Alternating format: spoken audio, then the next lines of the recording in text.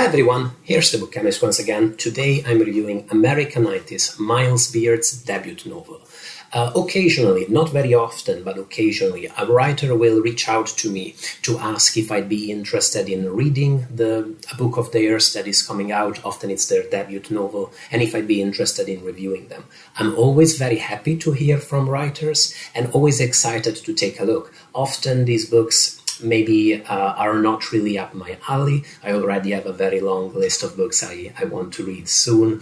But if they do seem like I might enjoy them, I always pick them up. Even among these, sometimes I don't feel excited enough to rave about the book on the internet. So I'm really happy that in this case I was really amazed by Americanitis, really excited about it, and I'm very happy to be able to recommend it to you because it's a great novel. Americanitis is a work of confessional writing in the vein of the infidelity books by authors such as Philip Roth or John Updike that the novel itself mentions extensively several times. The great books of post-war American fiction that these days seem to have fallen distinctly out of fashion, be it for cultural or for social reasons. The reason why the novel mentions this book so extensively is because its protagonist, who is also called Miles Beard, more on that in a minute, is a scholar of American literature. He is a fairly compelling narrator in a somewhat unpleasant, slightly obnoxious, arrogant, at once self-assured and self-loathing way. He is the archetype for all of those English PhD students who can't help but talk in a way that's a little performative about all their favorite writers and their favorite books. The kind of people such as myself who would spend their afternoons talking about their favorite books on YouTube. Miles often has witty, very opinionated conversations about writers with various people he encounters, often with women who he's trying to impress, if not seduce, and the only author that he doesn't recognize when their work crops up in a conversation is actually Zelda Fitzgerald, the only woman author mentioned in the novel. And full disclaimer, I also did not recognize Save Me the Waltz and Zelda when they cropped up.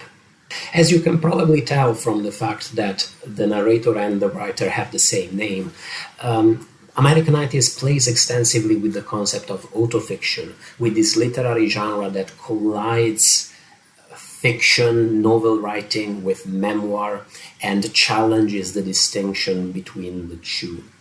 It's intended as a way for its protagonist, the narrative is intended as a way for its protagonist to make sense of certain traumatic events in his recent past, especially around the figure of his recently deceased wife. And the story of his wife's demise is presented in a way that's quite coy and quite interesting, and that definitely keeps you engaged.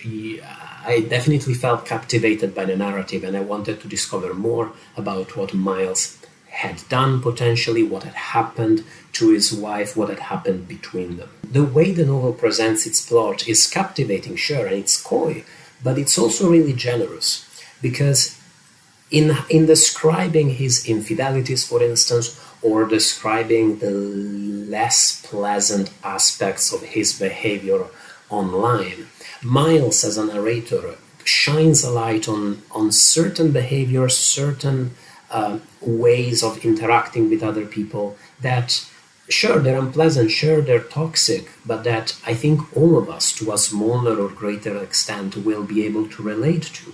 By talking about this unpleasantness, it's really discussing our behavior and our nature, for instance, the nature of our desires, of our lust, and even of our greed. A passage that described in very natural, very beautiful and witty terms a fairly complicated web of feelings, described a moment where Miles received an expensive pair of headphones as a gift from his wife. He realizes that actually he doesn't like the headphones as much as he thought, and he preferred his previous ones, and he has to talk to her about it and try to persuade her tactfully to bring them back and exchange the gift. I thought it captured really beautifully the strange mixture of selfishness, conceitedness, and honesty of such moments and such situations. I think Americanitis is, broadly speaking, a really funny, really witty, and intriguing novel. One thing I should flag, not to put you off, but just as a warning, is that this is the literary and the theoretical talk in the novel feels at times somewhat technical. To put it differently, this does not feel too much like a novel about literary scholars, a novel that maybe shines a light on the type of work and the type of conversations that literary scholars do and have. It feels maybe more at times like a novel for literary scholars, for people who are going to appreciate the characters' conversations about Bret Easton Ellis' autofictional output or the relative value of Paul Auster's Uber. The book is also very much about America, as the title suggests. A large part of it covers a very eventful research trip to the United States that Miles takes at a certain point in his recent life, starting in Washington, D.C. and then moving across the country. And it provides some valuable and astute reflections on American society. It often did the thing that I encounter a lot when I talk about the US with British people as an Italian living in the UK, where its attitude to the US is a little smug and a little self-serving. I find that often Brits like to look down on the US as a place that's a bit dumb, bit rough, bit unjust.